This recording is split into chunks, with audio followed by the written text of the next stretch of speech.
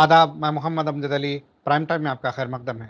नाज़रीन किराम, हाल ही में हैदराबाद में शमसाबाद इलाके में एक gated community green Avenue colony में मस्जिद ख्वाजा महमूद का डेमोलिशन अमल में आया। उसकी शहादत इसलिए वाक़ई हुई कि लोग बताते हैं कि वो उसका परमिशन नहीं था मस्जिद बनाने का।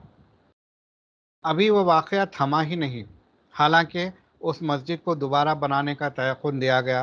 कोई ऑफिशियल डॉक्यूमेंट तो नहीं है, मगर चंद सियासी लीडरान ने यह तयक़ुन दिया कि वहीं पर मस्जिद बनेगी और बहुत जल्द तामीर का आगाज़ होगा। अब तक ऐसा कुछ नहीं हुआ है, ज्यों का त्यों मौक़िफ़ है। अभी ये मामला थमा ही नहीं कि ये सुनने में आ रहा है कि ऐसी कई मसाजिद टारगेट में हैं कि वो जो है गैर मजाज तामीर की गई है और उन्हें डेमोलिश किया गया है। ऐसे में जो मसाजिद को जाने आने वाले हैं, यानी कि मुस्लिम तबके के लोग, उनमें एक दहशत की सी कैफियत पैदा हो गई है। क्या हो सकता है इसका? क्या इसी तरह से मसाजिद का शहीद होने का सिलसिला जारी रहेगा, या फिर कोई हिकमत अमली अपनाकर इस सिलसिले को रोका जा सकता है? इस ताल्लुक से हम बात करेंगे फाउंडर सेक्रेटरी मोहसिन इंसानियत फाउंडेशन व रुकन तेलंगाना स्टेट वक्फ बोर्ड जनाब अबुल फतेह सैयद बंदगी बादशाह कादरी साहब। कादरी साहब, आपका बीवीएन चैनल पर खैर मकदम है। अस्सलामु अलैकुम रहमतुल्लाहि बरकातहू अमजद साहब। जी वालेकुम अस्सलाम वरहमतुल्लाहि वबरकातुहू। सबसे पहले मैं ये जानना चाहूँगा कि जो मस्जिद ख्वाजा महमूद जिसकी शहादत वाक़ई हुई थी, इंतज़ामिया की जानिब से डिमोलिश किया गया था, ये कहकर कि वो गैर मजाज तामीर की गई थी, उसे परमिशन नहीं दिया गया था। ये इसमें कितनी सच्चाई है?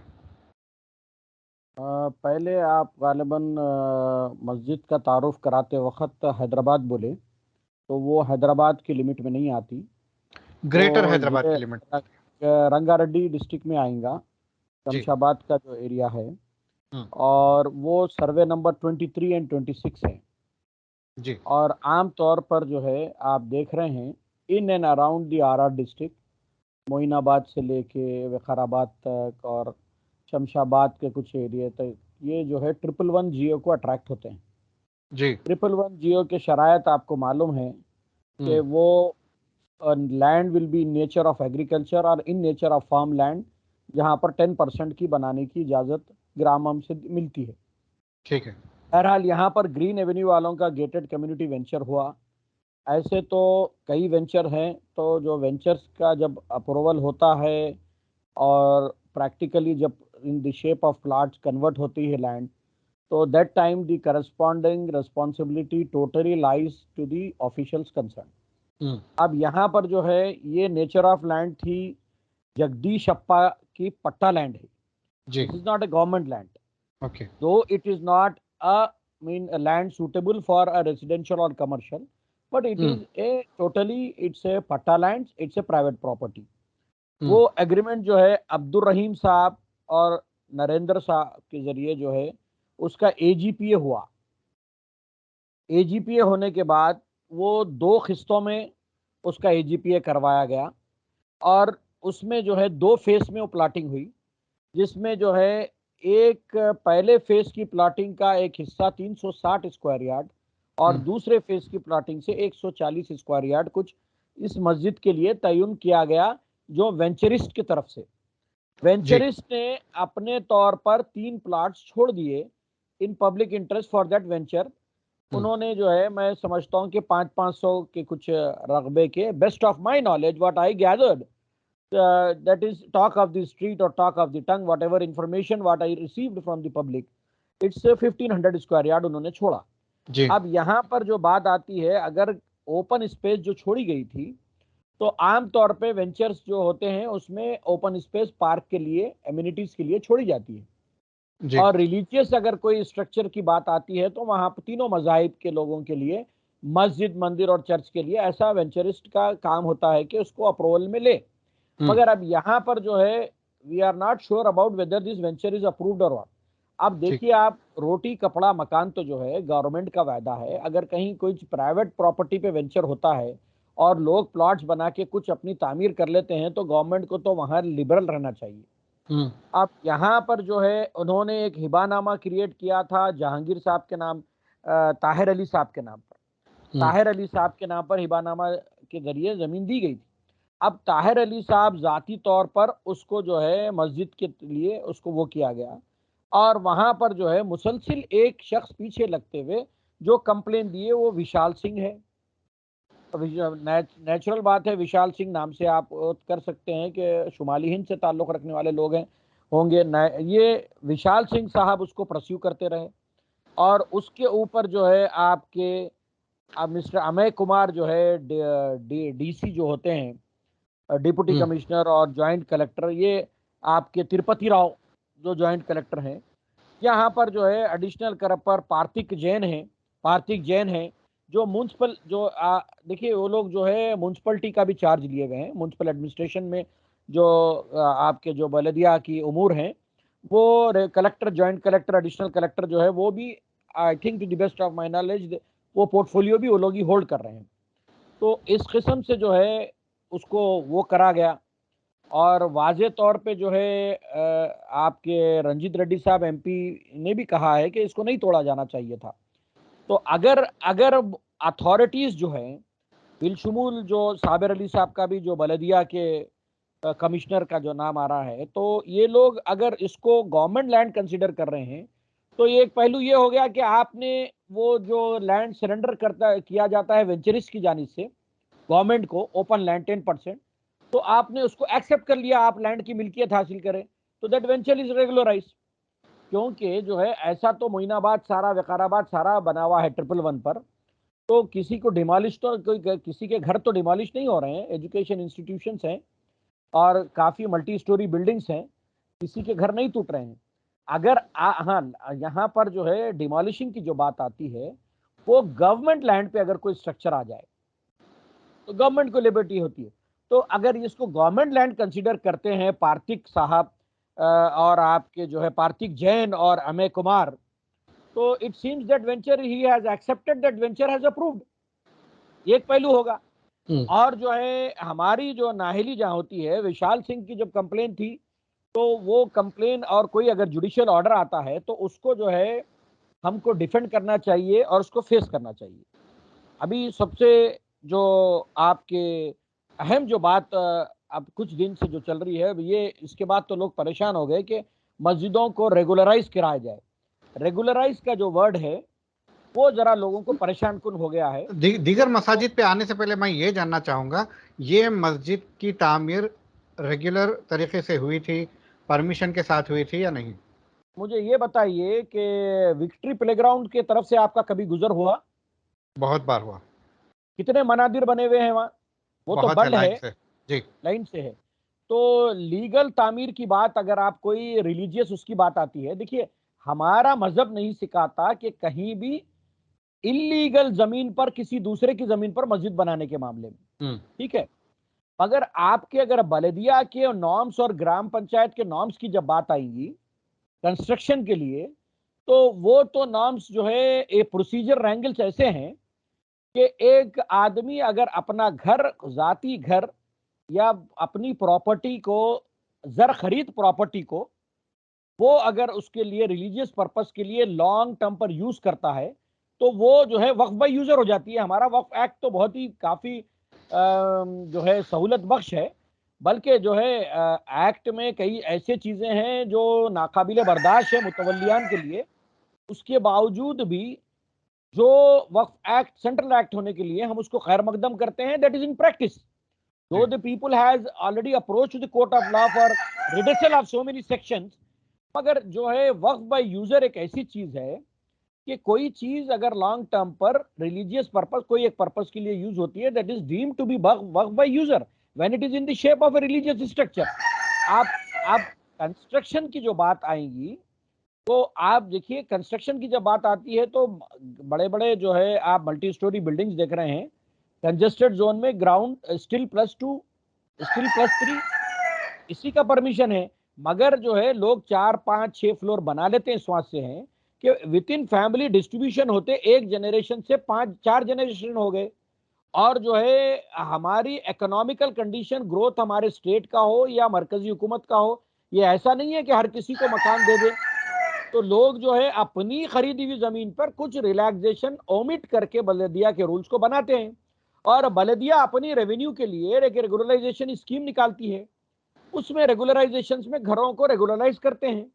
और जहां मसाजिद की बात आती है, मंदिर की बात आती है, तो वहां पर जो है it is a set principle है। बाज ऐसे मनादिर है जिनके कोर्ट ऑर्डर है या डिमोलिश हो जाते हैं। तो यहाँ सेंटिमेंट्स की बात है, रिलीजियस उसकी बात है, मजहबी रवादारी ही मुल्क की तरक्की का एक वो होता है।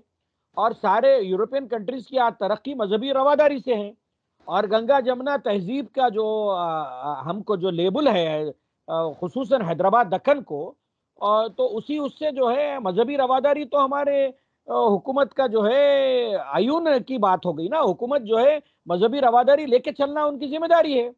तो अगर कोई प्राइवेट जमीन पर है, प्राइवेट उस पे है, जरखरीद पे है, कोई वेंचरिस्ट की जमीन है, छोड़ी गई है, तो उस पे से तोड़ना तो जो है ये आप बताइए। मैं आपको बताया कि विक्ट्री प्लेग्राउंड करे कितने मंदिर है, एक ही जगह दिया मैं आपको, ऐसे सैकड़ों जगहें हैं जहाँ मनादिर बने हुए हैं। क्या आप कोठी जो है वुमेन्स कॉलेज के सामने का जो कोठी बस स्टैंड था, वहां इंजीनियर साहब जो मुताल्लिका थे उन्होंने तोड़ा, कितनी बड़ी बन गई पक्की। एहसासात की जब बात आती है, सेंटिमेंट्स की बात आती है, बन जाती है। अब हमारा मजहब नहीं सिखाता कि किसी बस स्टैंड पर जाकर, किसी जगह पर जाकर बनवा ले जो जगह गवर्नमेंट की हो, जो जगह हमारी नहीं है। बस हमारी जगह पे जो बने हुए हैं उसको रेगुलराइजेशन कोई बात वो हम समझ में आने वाली नहीं है। It is deem to be work, it is work by user, nobody can trespass, nobody can say when we have constructed into the purchased land। हमारे देखिए कई मसाजिद ऐसे हैं जो कोई अपनी मरहूम वालिदा के नाम से, वालिद के नाम से, बीवी के नाम से, खुद अपनी जिंदगी में अपने नाम पर ईसाले सवाब के लिए लोग बनवाए हुए हैं। अब यही बात रही कि वक्फ का सर्वे चल रहा था, उस सर्वे कमीशन का जो एक महकमा है वो बिल्कुल बरफदान की नजर हो गया है। हम उसको जो है प्रैक्टिकली रूबे अमल लाना है और एडेंडम्स करना है। यहाँ पर जरूरत होती है कि नोटिफिकेशन का काम के लिए तो लोग कई पैरवी करते हैं कि वक्फ नहीं है, निकाला जाए, फला किया जाए। मगर मैं चाहता हूं कि सोशल एक्टिविस्ट जो जितने भी जो आपके सोशल मीडिया पे एक्टिव हैं और मदाखलत करते हैं औकाफी उमूर में, जो डायरेक्ट बेनिफिशियरी नहीं होते हुए भी कई लोग इन्वॉल्व होते हैं, क्योंकि ये एक वक्त का जो है ज़्यादातर जो है कस्टोडियंस, मुतवलियान और सुल्तान के एस्पेक्ट से एक मखसूस जो है जो कस्टोडियंस है, they are the directly responsible. पर मसाजिद की जब बात आती है तो उम्मत का मामला है, हर कोई आगे बढ़ते हैं। तो मैं चाहता हूं कि आप जाएं, एडेंडम कराएं और सर्वे करवाएं। तो जो लेफ्ट ओवर है, और अगर नहीं भी होता है तो आपका एक्ट बोल रहा है it is work by user, तो it is deemed to be work when it is using for a particular purpose for long term. ठीक है, आपने कहा कि जो वक्फ है उसे तो जो है छोड़ना चाहिए, मजहबी रवादारी का मामला है। मगर देखने में तो यह आ रहा है चंद बरसों से कि मुसलमानों के लिए क़वानीन अलग और दूसरे मज़ाहिब के लिए क़वानीन अलग। तो हमें ये चाहिए कि हम एक्स्ट्रा कॉशियस रहें। हम ऐसा काम ही क्यों करें कि वो जो है हुकूमत की नज़र में गैर क़ानूनी हो और फिर वो डेमोलिशन तक न बता जाए। मैं तो डिमोलिश करने वाले अमले को ये बोलूंगा कि भाई एक पीसफुल हुकूमत और एक सेकुलर हुकूमत के मिस्टर के चंद्रशेखर राव और उनके फर्जंद होनहार वजीर बलदिया उमूर मिस्टर के टी रामा राव जिस तरीके से लेके चल रहे हैं, वो एक सेकुलर उसको जो है ठेस पहुंचाने का काम हुआ है ओहदेदारान की तरफ से। कोई भी रिलीजियस उसको, अगर ये जरखरीद ज़मीन है, ज़ाती पट्टा लैंड है, तो उसमें इंटरफियर करके तोड़ना, इस तरीके से जरखरीद कई लैंड्स पर, ना सिर्फ जरखरीद भाई, अब मनादिर की बात आ गई तो विक्ट्री प्लेग्राउंड करें तो पूरे जो है आपके वो कैचमेंट एरिया, एफटीएल एरिया, वो मूसा नदी के ऊपर का एरिया है, तो वो तो कोई खरीद नहीं सकता उसको, खरीदो फरोख्त। तो वहां पर जो है बने हुए हैं। तो वहां पर जो है एक कदीम बारगाह भी, दरगाह भी है जमाने से, और जो है उसके आड़ में उस जमाने से जो एक के बाद एक के बाद एक के बाद आप 5-6 आ गए वहां पर।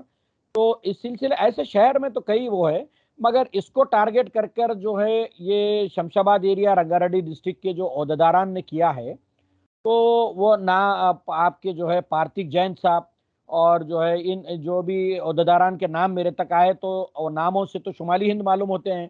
तो वो जो है हमारे स्टेट की जो गंगा जमुना तहजीब है और जो सेकुलर वो है, उसको जो है हेस्टी डिसीजन लिया है। और वहाँ और अगर लैंड परचेज लैंड है तो, और उसका जो है किसी दूसरे की लैंड नहीं है, तो उसके ऊपर तो जो है उसको डिस्टर्ब करना वो जो है हमारे हिस्सात को तकलीफ देने वाली बात है। बल्कि हमको एक्स्ट्रा कॉशियस की जो बात है, क्योंकि हमारा मजहब ही सिखाता है कि अपनी साफ सुथरी परचेज करी हुई जमीन पर बनाए। तो हमको जो इलीगल जगहों पे बनाना नहीं है। अब the construction part, the permission of the construction part, it is a very difficult task and that has to be simplified by the government. उसका सिंप्लीफाई ये है कि when it is using for a purpose for a long term, it is work by user, don't interfere it. There is no question of further regularization. The regularization schemes applies for the residential and commercial complexes where they will pay the penalty, and there is a question of revenue generating to the government where they have not followed the setback rules. So and that aspect, the municipal corporation has to sacrifice the setback.